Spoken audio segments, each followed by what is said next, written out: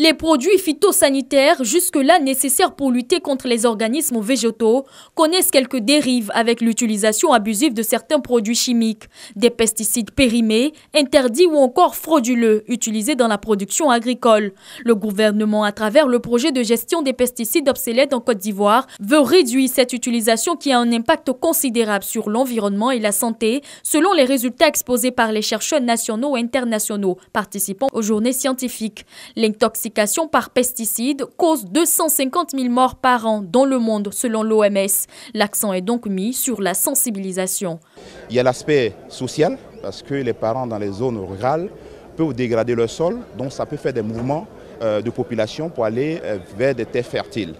Et il y a l'ordre environnemental également parce que tout ce qu'on utilise va se retrouver au niveau des cours d'eau. Et donc tout ce qui est poisson, biodiversité peut être contaminé. Et nous-mêmes, les humains, on peut être contaminés. Et puis enfin, il y a l'ordre sanitaire. Vous savez, les aliments, tout ce que nous consommons au quotidien peut être contaminé. Et donc la population peut être exposée aux résidus de pesticides également. Si l'individu est touché, est sensibilisé sur l'impact sur la santé, son comportement va changer. En Côte d'Ivoire, 4 000 tonnes de produits entrent frauduleusement sur le territoire ivoirien chaque année.